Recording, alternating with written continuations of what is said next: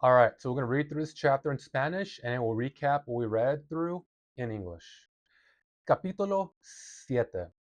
El comienzo de la filosofía moderna. Inés, Garcín y Estela están a punto de hacer un examen. El profesor Aymard los pondrá a prueba en todo lo que han aprendido hasta ahora. Profesor, y así, en resumen, llegamos al final de lo que podríamos llamar escolástica.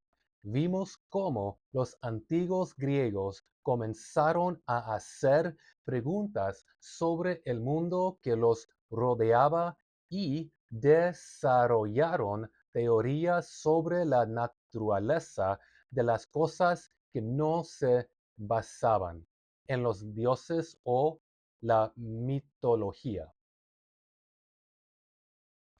Esta era la llamada filosofía antigua y dio lugar a muchas escuelas de pensamiento diferentes. El, el estoicismo, el epicurismo, el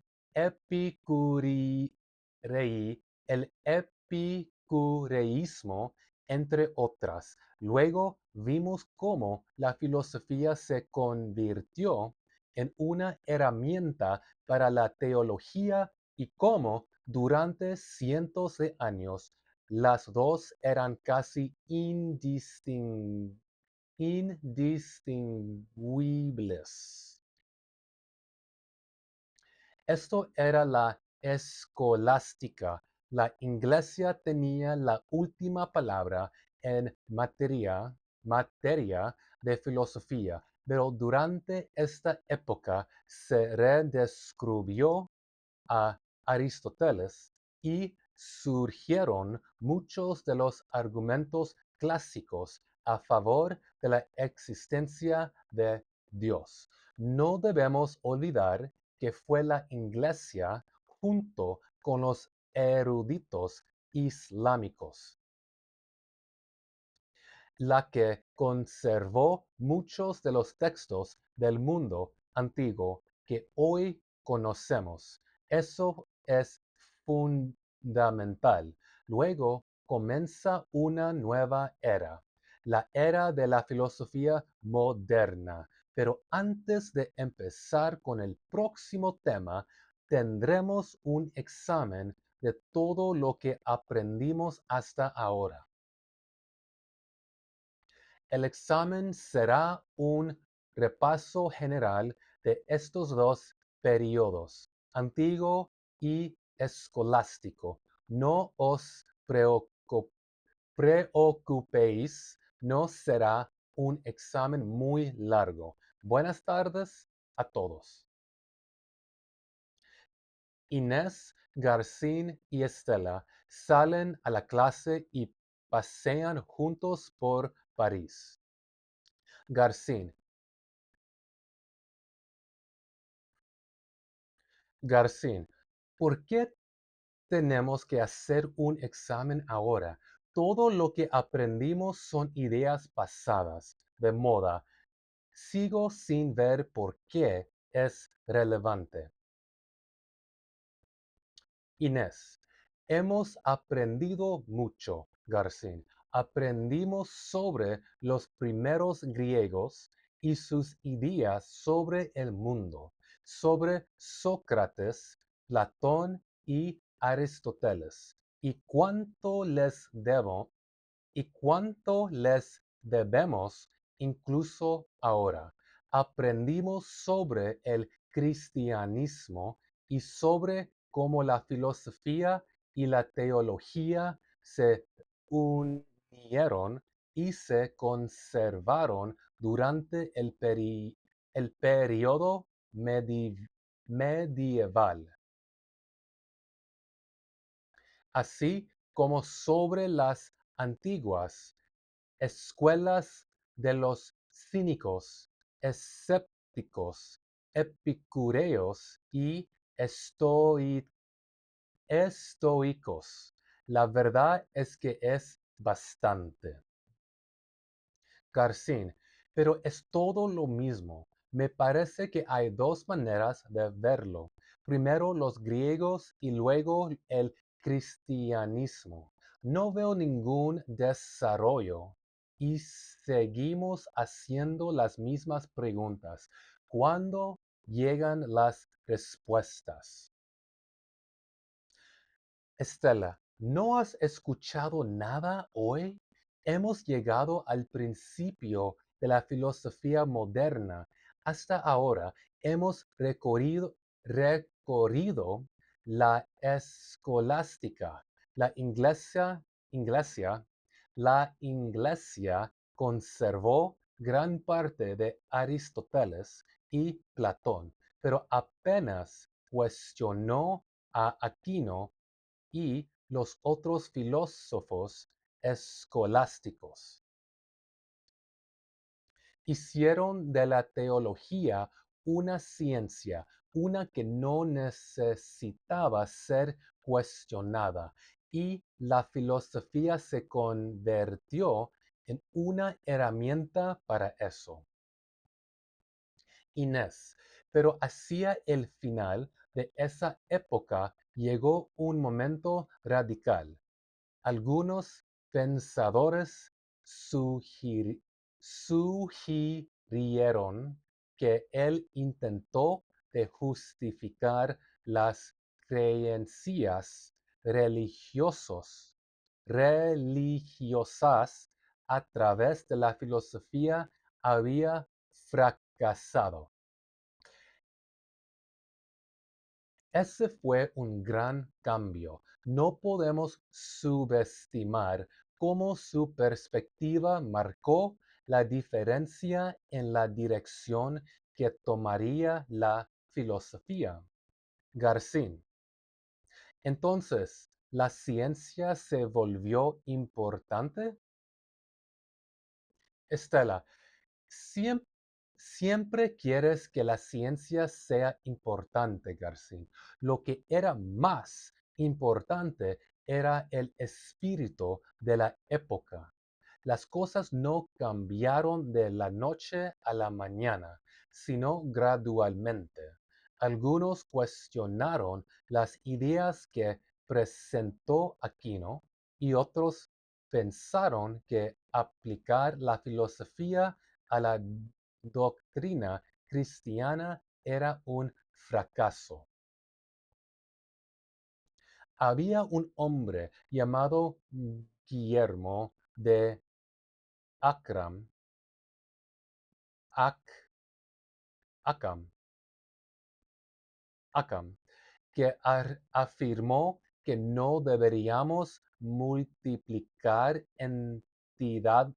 entidades innecesariamente. Había un hombre llamado Guillermo de Acam que afirmó que no deberíamos multiplicar entidades innecesariamente. Garcín, ¿qué significa eso?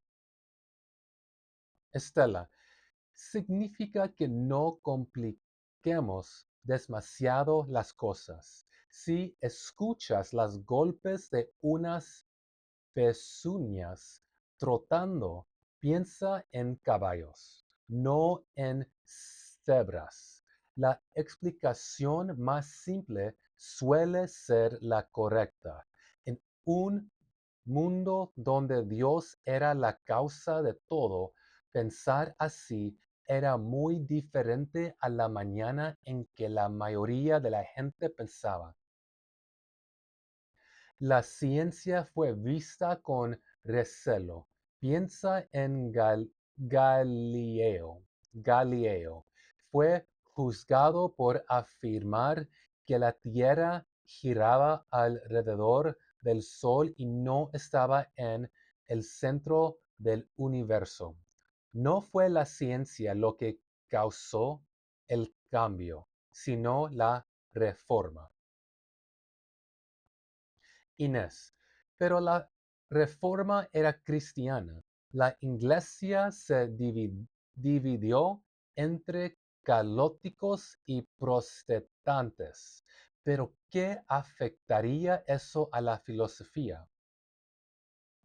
Estela, sí, pero esa división significó que la que una vez fue incuestionable, ahora era cuestionado. La Biblia se tradujo a diferentes idiomas y más personas aprendieron sobre las enseñanzas de la iglesia. Empezaron a cuestionarse las cosas por sí mismo, no porque no creyeran en Dios. Nadie lo habría afirmado públicamente en aquella época, sino porque querían entender mejor a Dios. Una vez que se produjo esa división, no había nada que las autoridades de la iglesia pudieran hacer para evitar que otros también cuestionaran las cosas. La filosofía tuvo su renacimiento y entre en el periodo que conocemos como filosofía moderna. Garcín, seguramente fue un momento aterrador, a- aterrador, aterrador.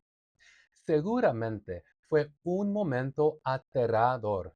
Todo lo que se había dado por sentado se puso patas arriba. Es como si nosotros descubriéramos que todo lo que sabemos sobre el universo era, está, está mal. Es como si nosotros descubriéramos que todo lo que sabemos sobre el universo está mal. Inés. O que solo somos cerebros en una cubeta y nada de lo que vemos es real. Estela, creo que te estás adelantando mucho. Todo eso lo veremos más adelante. Pero antes tenemos que prepararnos para el examen. All right, so I'm having like lighting difficulties. You probably noticed that. Don't let that bother you. All right, so let's review the topics we just covered. Um, so in this chapter, this is a review of the previous chapters up until this point, which has been philosophy from antiquity, philosophy from the medieval ages, philosophy transforming into Christian theology. So this is a review of all that. That's what the highlighted portion says. El examen será un repaso general de estos dos periodos antiguo y escolástico. Scholastics. So that's what we talked about here. So the character. So here Estella is speaking, but the character of Garcin, he's well, actually, let's take a step back. So if you're joining this series for the first time, the first thing you should know is that these three students, Estela, Ines, and Garcin, they're all university students studying different things like political science, literature, history, journalism, and they all happen to be taking a philosophy class at the University of Paris for different reasons. Estela and Ines have a genuine interest in philosophy. Garcin is the sort of literal-minded, give me the facts. I want nothing but the facts. Um, Journalism major. He wants to graduate into a dying industry for some reason. So, but more importantly, his character trait is like borderline autistic. Like, I don't want this airy fairy subjective interpretation of reality. Just give me the facts. Life is objective, right? So that's his character that he plays. Um, and so here, Stella is explaining to Garcin that in reviewing what they've covered in the philosophy class so far, la Iglesia conservó gran parte de Aristóteles y Platón, pero apenas cuestionó a Aquino y los otros filósofos escolásticos. So, as you may know, the Islamic Caliphate, like the Golden Age is the Islamic Caliphate in the Middle East, preserved Greek philosophy while Europe was in the Dark Age. And then you do have some monks, you do have some people in the church, the learned men, who did read through Aristotle. So the church did conserve Aristotle and Plato.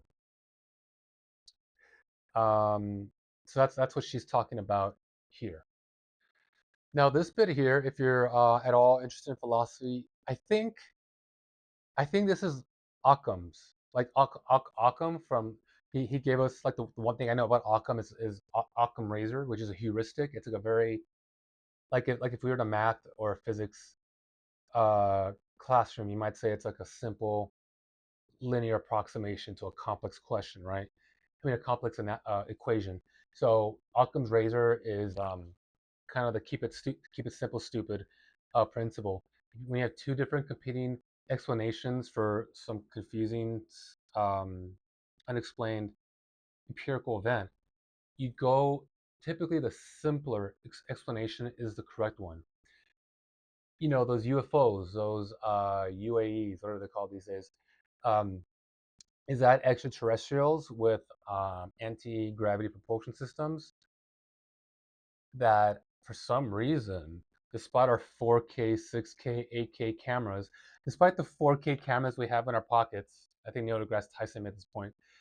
Whenever we see a UFO, it's always like this like 780 pixel grainy ass footage. Weird. Or so maybe it's aliens, or maybe it's just a government military vehicle and it's classified and it's being released to the public for one reason or another. Occam's razor says let's go with the latter explanation. Because more often than not, the simpler explanation will be the correct one.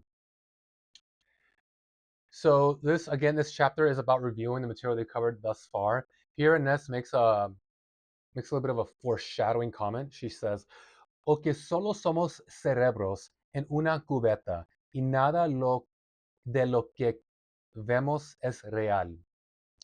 So I think this idea comes back to was it Descartes? I'm not 100% on this one, but the idea of being like a brain in a vat. It's like we could be a brain in a vat in a spaceship traveling near the speed of light out out in the middle of the universe somewhere, thinking we're human beings here on Earth watching a fascist takeover of the United States. Um, you can't prove that you're not that brain in a vat. You can't prove that all of this isn't a simulation, right? So this comes back to the movie The Matrix, where it turns out the Matrix is all a simulation, just being plugged into people's brains directly. Like, you can't prove that's not the case. We can kind of reason why it might not be the case, but as far as I know, you can't prove it. How can you prove that? So that's what she's saying here. And then Estella goes on to say, well, hold on, you're creo que te estás adelantando mucho. Well, you're getting ahead of yourself because that idea, if I'm not mistaken, properly from um, comes from modern philosophy proper. So that's at the start of Descartes, I believe. We'll find that out in the future video. All right, folks. So that's the end of the video. So these type of videos, just to be clear, are more kind of like almost like a graduate level seminar, right? We're not going to really talk about grammar or verb conjugations. What's the difference between the indicative and subjunctive present tense? None of that. Here we're actually reading through somewhat difficult texts, right? We're actually reading through the Western canon of philosophy, right? You're not gonna, you're not gonna, you're not gonna come across this material in a Spanish class. Believe me, I've taken Spanish classes in the States, in Argentina, in Spain. They don't cover this, at least not in the A's or B's levels, the A's or B's. Um, yeah, this is like so this is like a seminar style video. This is where you come to have a listening, mostly a listening one-way parasocial relationship with me, your study buddy, about philosophy in Spanish, right? Um, yeah, so that's what we're doing here. Also, you've probably heard me trip over a few words. I am a Spanish language learner just like you. Um, I'm learning Spanish. I had to sit down in a classroom and learn Spanish. And now here's where I am. I'm reading texts that are like at the B2 level, I think. The last Spanish class I took was at about the B2/C1 level.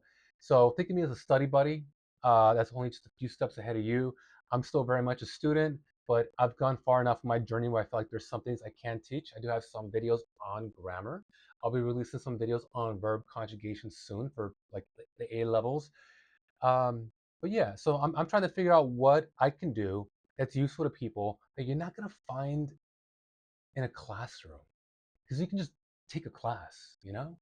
But what can I offer you that you're not going to find in a classroom? And I'm thinking this is it. So you let me know. You let me know in the comment section if you find this useful. Maybe the approach is a little off. You have some ideas on how I can make this better. So I'm always taking feedback, love or hate. It does not matter. It's engagement that helps the channel grow. But it's thoughtful comments specifically that help increase the quality of the content so that I can give you something that is of value to you, right? Because at the end of the day, I'm here to serve all of you, la gente. Until next time, ciao, ciao.